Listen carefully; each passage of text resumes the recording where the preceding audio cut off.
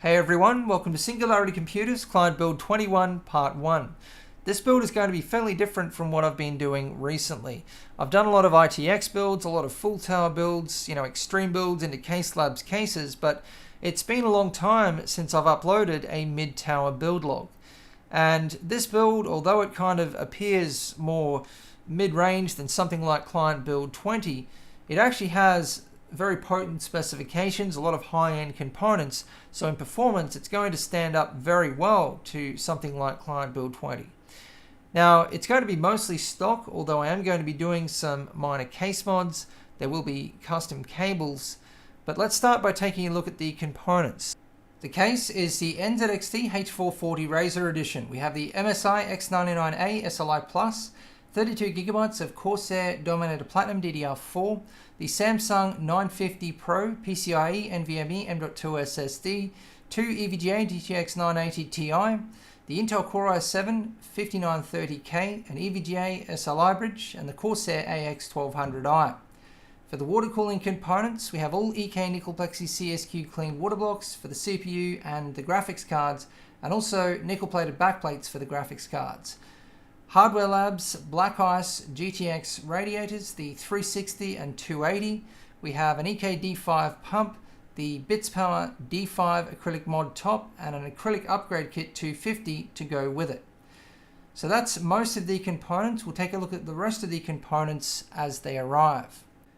Now, it's not often I have the opportunity to build into anything but Case Labs cases, and that's because that is what people request these days.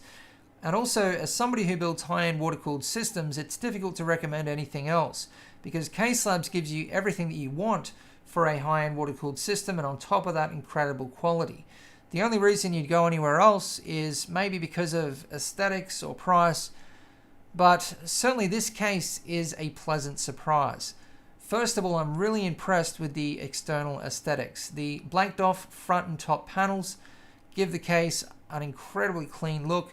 We have good front panel connectivity up here, 2 USB 3, 2 USB 2 front panel audio, a nice big power button, and a small reset button.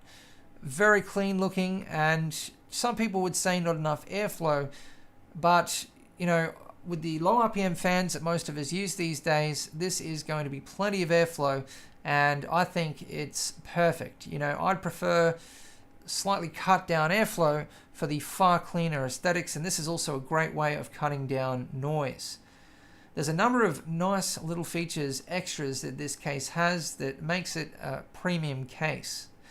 Now, looking at the inside, you can see that we have a power supply shroud. So many times I've done this mod, installing a power supply shroud with SSDs on top, and it's great to see it in a case because this really cleans up the cable management. Obviously it hides the power supply, but most importantly, it hides all of the cables. And around the back, we have a nice big cable routing hole, so it routes all of the cables perfectly up the back of the case out of sight. And the SSDs on top of the power supply shroud, that is just a perfect location for them because they're nicely in view underneath the graphics cards. The internals of this case I like just as much as the externals. We have this nice glossy section with the Razer logo. There's actually a number of different versions of this case, different colors. So this is obviously the Razer Edition, but we also have a red, green, and blue version. This motherboard tray is impressive. I like the nice big cutout for accessing backplates, and I really like this angled section down the side. This is actually something that I've wanted to do in mods previously. I've been meaning to do it because I really like the look it creates, that the motherboard is kind of sunken in. And it also kind of hides a little bit more of the cables as they curve around and out into the rear section, the cable management section of the case. Looking underneath, you can see another one of these nice little features that this case has, which is the lighting all the way around. And that's going to create a nice soft glow from underneath the case, which is going to look just incredible. So the case can fit up to a 360mm or a 280mm radiator in the top, and same thing on the front. You can see that the front panel has sound dampening material. Now this is inside the front panel, top panel, and both side panels. So another nice little feature which is great to see. Looking at the cable management area, you can see the power supply shroud, how the entire rear section is cut out. There's so much room here for cables and, you know, hiding. I mean, you could hide anything down here. There is heaps of room underneath those 3.5-inch bays as well for maybe a couple of pumps or, you know, lighting PCBs, fan PCBs. So we have a fan splitter here and also another PCB for the lighting, because this case has a fair bit of lighting underneath, around the back, on the side. We'll take a look at that later in the build log. The first thing I'm going to do to start this build is the case mods. And I've actually covered the case mods in a separate video, SC Modding Episode 6, Case Mods. You'll need to check that out if you want to see the mods that I do to this case in detail. But you can see that I've started removing everything from the case that we're not going to need. The 3.5-inch bays and the fans. I'm also going to remove the stock fan splitter because I'm going to use my own system for the fans. And I have here the radiators and radiator fans. Now, I'm not yet sure what radiator configuration I'm going to use in this case. Normally, you can't fit two 360mm radiators in a case like this unless they're very thin radiators. So that's why I have a 360 and a 280, but this is something I'm going to confirm later in the build log. But you can see this is the configuration that I'd like to go for in the front.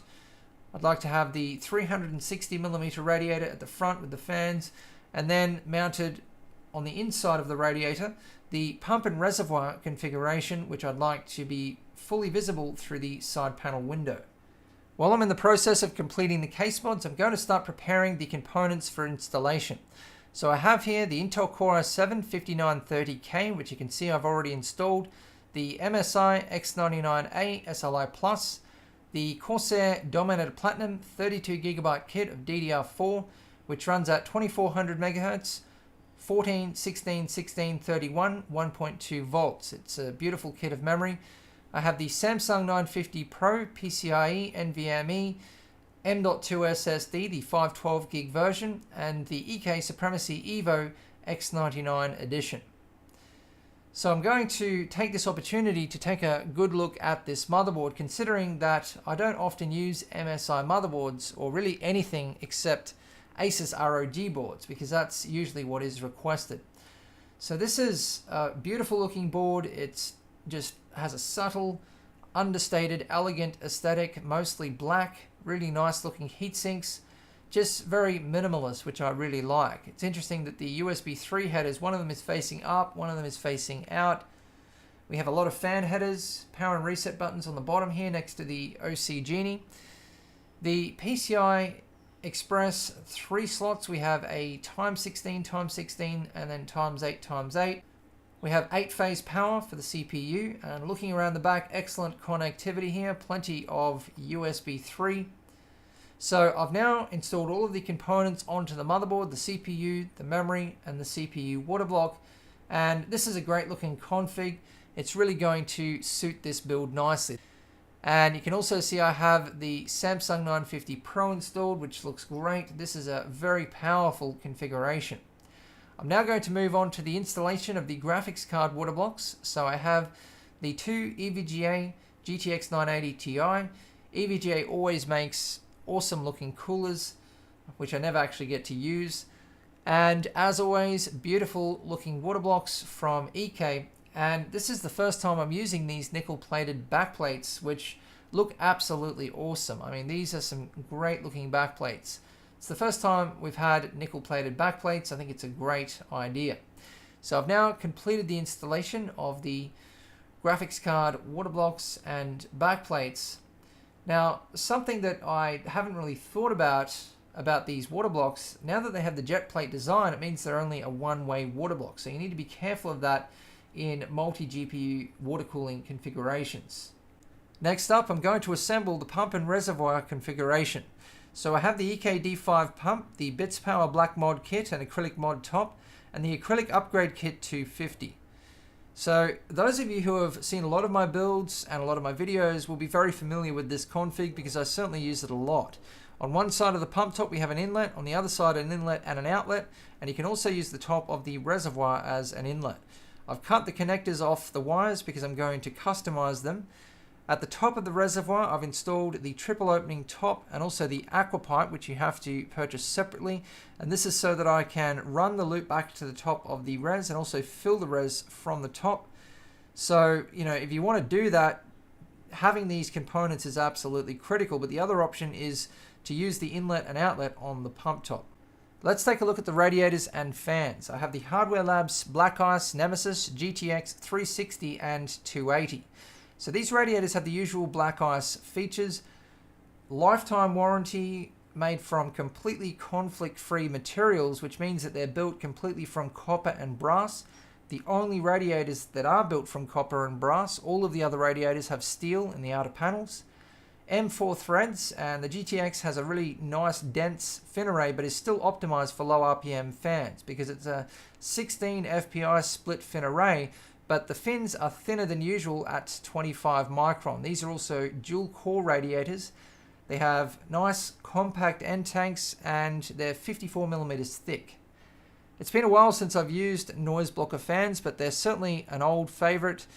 What I like about them so much is the specifications, which are just perfect, and also the aesthetics. So the PL2, 1400 RPM, 1.269mm H2O and 56.5 CFM, and the PK2, 1200 RPM, 1.295mm H2O and 54.73 CFM. So the PL2 is the 120mm fan and the PK2 is the 140mm fan. And you can get them in even lower RPM versions than this. You can get the PL1 and the PK1, which are incredibly silent. I'm now going to show you something that I'm very excited about and very proud of. For longer than I can even remember now, I think I started doing this probably back in 05, 06, something like that. I've been mounting reservoirs onto radiators using the exact same configuration because it was the only thing that was available up until just recently. And it was actually me for a long time that really pushed to have pumps and reservoirs connected somehow. I used to use this tiny little fitting in between and say, why don't you just connect the two components, in the forums and in my videos when I started my channel. And, finally the message got through, but that's kind of something else, but still connected to this.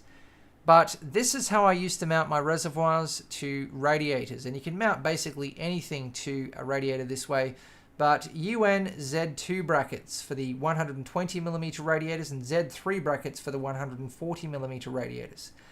And up until just recently, the only reservoir mounts available are plastic reservoir mounts like this one. And I've always wanted more. This is also a very expensive configuration because the Z2 brackets are costly, the UN brackets, and by the time you grab a couple of the plastic reservoir mounts, it adds up very quickly.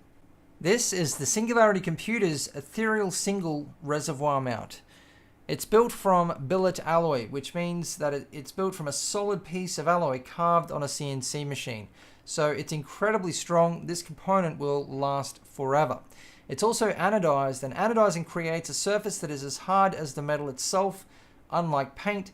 So the surface is also incredibly durable. There's pretty much nothing you can do to these components that will hurt them, and they have a lifetime warranty.